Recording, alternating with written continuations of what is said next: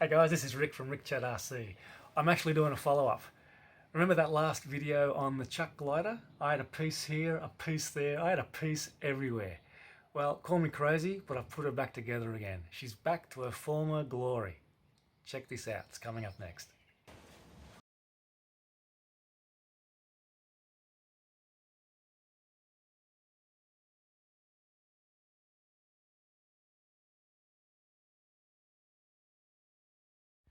So this is the good old chuck glider which I am going to attempt to repair, and I've been thinking about the best way to do this. So it's in 3 pieces as I showed you in the last video, and I've been thinking about how is the best way to put this back together, because I still think it has potential. So I'm going to give it a go. So I'm just test fitting or dry fitting the broken pieces together, and I'm about to show you what I've got in mind in terms of how I'm going to put this baby back together.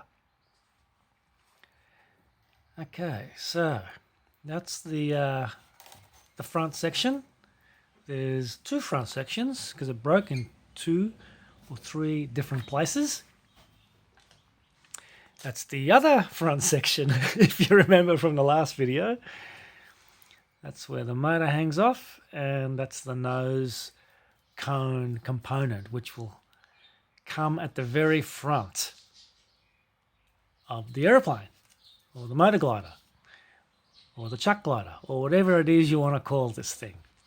So, I decided I was going to use some doweling to strengthen the join. So instead of using hot glue alone, I was going to put some reinforcement in place by using 2 pieces of dowel, cut to size, which is what I'm doing now. I'm going to push them into the foam like so, so that when I push the other piece in, as you can see, it will have some reinforcement to hold on to. So it won't be just hot glue and foam against foam. There'll be some doweling reinforcement inside, which obviously won't be visible once it's all together and dry. So I've done a test dry fit on both ends of that piece. That's what she's going to look like when I glue it all together. And you won't even know that it's broken or that it broke. So I'm just making sure the doweling is in place correctly before I put the glue, and I've put 2 holes on both sides. And I'm going to use the old Gorilla Glue, so it gives me time to align the piece while it's drying. And so I'm putting Gorilla Glue inside the holes, and I am going to use the hot glue to actually secure the foam piece against the other foam piece. And while that's drying, or while that dries, the Gorilla Glue will be setting nice and hard inside the foam itself, where the doweling is going to go through. So as you can see, I'm squeezing in the Gorilla Glue inside the holes I created. I do that, or I'm going to do that, on both sides of the piece, so the doweling has a good adhesion. And that's how I'm creating the internal reinforcement for this nose piece that I'm going to add back together. So I'm just test fitting the dowel in both holes. The glue is already in there. So this ensures the doweling has a good covering of glue. And now I'm going to put the first piece in place and do a test fit.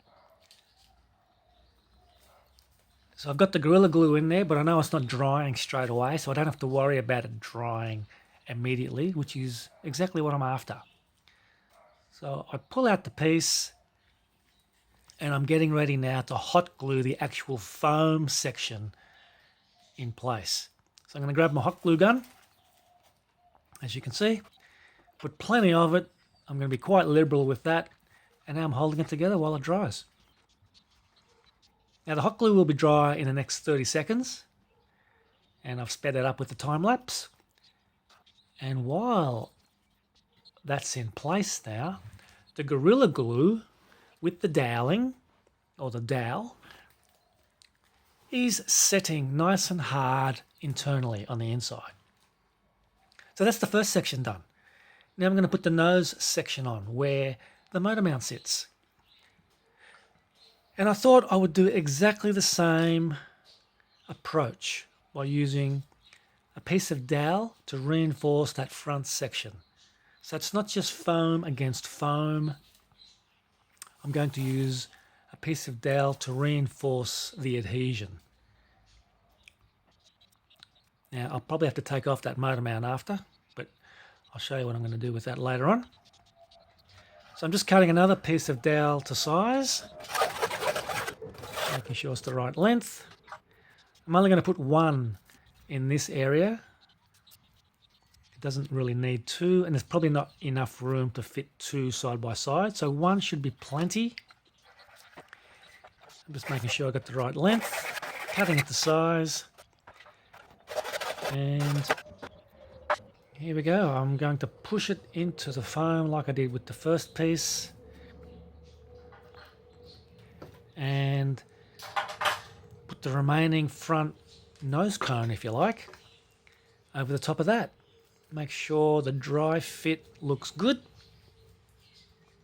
and then I'll get out the Gorilla Glue for the dowel and the hot glue for the foam, and I will do exactly the same thing that I just did 3 minutes ago. So just another final test fit with the dowel. Make sure the hole is deep enough and secure enough. Making sure it's a firm fit and it's aligned properly. So I'm just doing a dry test fit there. And now I'm pretty much ready for the glue. So I'm going to Gorilla Glue the hole where the dowel goes, like I did last time. And that will create the additional internal reinforcement for when I actually glue the foam piece against the other foam piece. So a dab of Gorilla Glue on both sides of the foam. That's where the dowel is going to slide into. And that's how the reinforcement will occur for this fix. So out comes the hot glue again. Pretty liberal with that. Just making sure I've covered the surface area there. And I'm pretty much ready to join the final nose cone section. So I push in the dowel, push in the front piece, and with the magic of time lapse, this will be dry in another 30 seconds or less, leaving the Gorilla Glue to set nice and hard internally. Obviously you don't see it because it's inside the foam. And that's the front piece, all done. All put back together again like nothing ever happened. Who's going to know? No one, except for the fact that I've told you and I've showed you. So I'm going to work with that motor mount because I have to bend that back at the right angle also. So I'll show you how I do that in a moment. But essentially, I've put the fuselage back together, and the nose section and the front section there is all glued back together in place. So now I'm preparing to take off the tape I had around the motor mount. Now I'll show you in a moment. I really only had that black tape there so that I could keep the electric motor wires flush against the side of the fuselage, so they weren't dangling out in the way. And I'll show you what I mean in a moment. Now this is the other section I'm going to fix. This EPP foam, it's a bit on the flexible side, and as you can see, the tail section of the fuselage wobbles like a fish, and I'm going to reinforce that also, which I'll show you as well how I do that. I'm going to use another piece of dowel. I was going to use carbon fibre, but I thought don't need to go that far for this. This is just my experimental, and a nice piece of dowel like that will be more than sufficient. So just going through the motions of removing the tape that I had in place to hold the servo wires in position.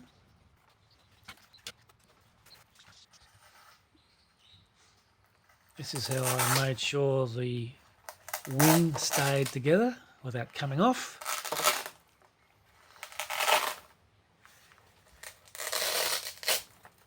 And just releasing all the components so I can work without any of that stuff in the way.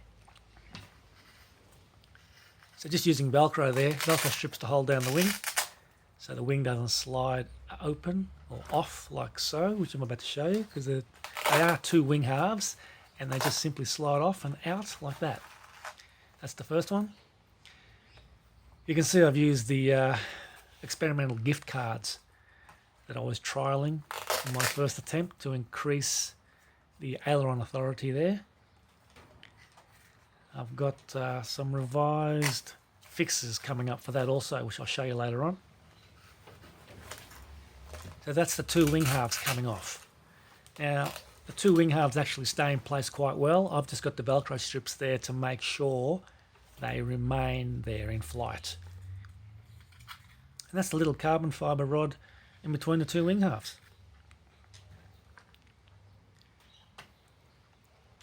So now I'm preparing to cut the slot on the underside of the rear fuselage, where I'm going to place that dowel, glue it in position, and strengthen the flex in that fuselage so it doesn't fishtail the way it was.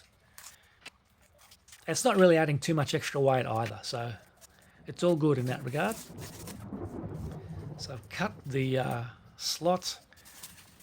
I'm just digging it out slightly using the actual dowel piece, since it's already the correct width, making sure it fits flush. Digging it out slightly deeper where required. And you'll see in a moment that it's pretty much ready, and I will be able to apply the glue and glue it in position. Just digging out the final areas, making the trench deep enough.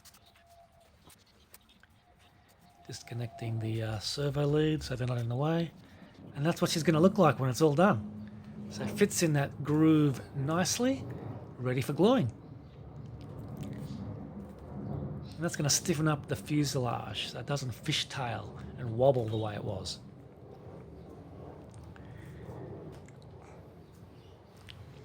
So out comes the old Gorilla Glue once again. I'm using Gorilla Glue so that I've got time to basically position it, push it down, tape it up without worrying about the hot glue drying too quickly when I'm not ready for it. So this gives me an opportunity to put the tape down as firmly as I need it to hold that dowel in place. And there she is. That's done. Just let that dry now, and then I'll be able to peel off the tape and you won't know the difference.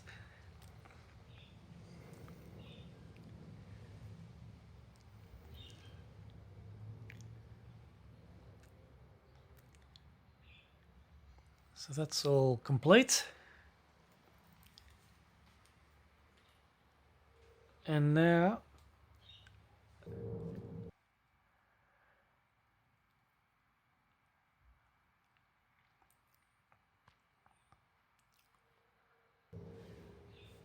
here and now I'm going to remove that motor mount and bend it back into the correct position so the angle, or the thrust angle, is correct again. So I'm taking off that tape. Now that tape wasn't actually there to hold the motor mount in place. It was there really to hold the motor mount, or to hold the electric motor wires in place, like so. So I am going to put that tape back, but because I have to take the motor mount off, I have to remove that for now. And to loosen up that double-sided Scotch tape, I'm actually going to use this isopropyl alcohol, which is pretty good for doing quite a few things. And one of them is to loosen up double-sided Scotch tape. And it's good for cleaning the surfaces as well before you reapply the double-sided Scotch tape. So because I don't want the alcohol to dissolve the foam or the glue that I've used to glue the front section back together again, I've pretty much covered it up with paper toweling and tape, so none of the spray goes on the glue areas. And I'm also going to just add some to the end of the ruler and let it drip down right onto the tape itself, which is what I'm doing now in this shot. And then I just wait a few moments, a couple of minutes, and I'm going to gently pry it loose with a straight edge or a screwdriver, and you'll see how this comes off really, really nicely. And you'll also realize why it's important that I have, or that you have, something a bit solid behind that motor mount. So that's why I've put the gift card there, so that while I'm prying it loose like so, if it wasn't for that gift card that I've got glued onto the foam, I'd be digging into the foam now while I'm trying to take off the motor mount. So that gift card saved me, and it can save you too if you use that same approach. And there it is, it's off. So just making sure it's all still good. The gift card's all intact, it is. And then I'm going to take off the remaining leftover Scotch tape, which I'll scrape away from that mount. And then I will re-angle the thrust angle. It got bent slightly the other way on its crash landing when it nosedived, but I'm going to fix that up now. So just peeling off the remaining Scotch tape, which I'm going to reapply as a fresh piece in a few moments' time. But that's the beauty about having a homemade motor mount like that. So everything else about the mount is fine. The motor is still attached beautifully. Nothing's happened there. I'm just going to re-bend that angle slightly and realign the thrust line. So I can do that by hand. It doesn't need to go in a vise. That's pretty much it. I'll do another test fit now. That's what she looks like. All I have to do is put the double-sided Scotch tape back on that, and I've reapplied the motor mount back in its position. So I'm just getting ready to do that now. Just double checking that the angle of the motor is all good. Doing another test fit.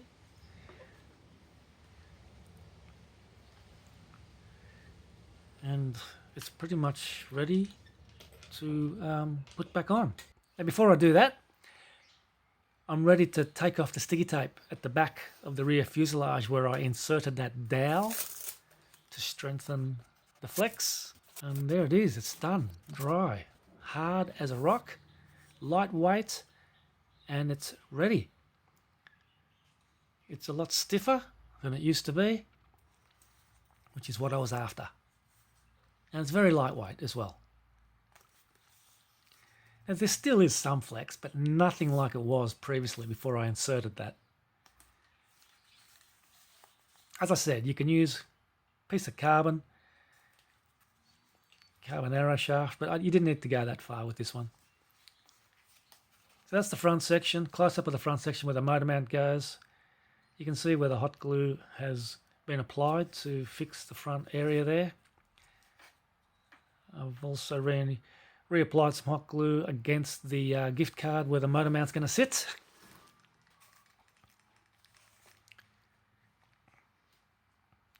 And now I'm pretty much ready to put the motor mount back in position. So one final test fit. Make sure everything is the way it should be. So that gift card practically saved me. I can take off that motor mount and put it back on as many times as I like. I'm never going to damage the foam doing that. That's just a close-up of what it will look like when it's back in position.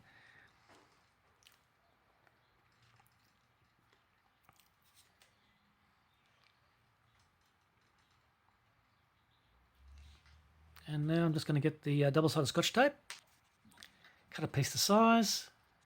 There it is, the first part's already on there. I'll peel off that backing and I will be then ready to push back on the motor mount the way it was the first time around. Just lining it up, and there it is, it's in place. It's done, it's finished, it's ready. That ain't coming off again unless I get the screwdriver and the isopropyl alcohol. Now I've still got the broken prop on, as you can see, but I just kept it on for now. That's coming off later on. In fact, it's coming off now. And that's pretty much it. I have put back together the broken pieces of this motor glider, this chuck glider, and the first half of the fix is complete. Taking off the old broken propeller, and it's ready for a new propeller.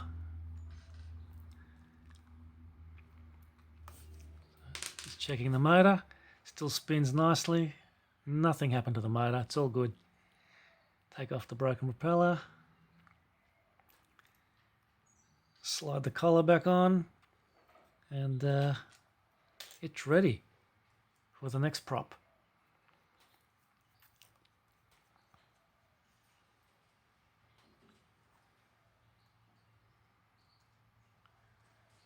That's it. The first half of all this is complete. Further modifications to follow.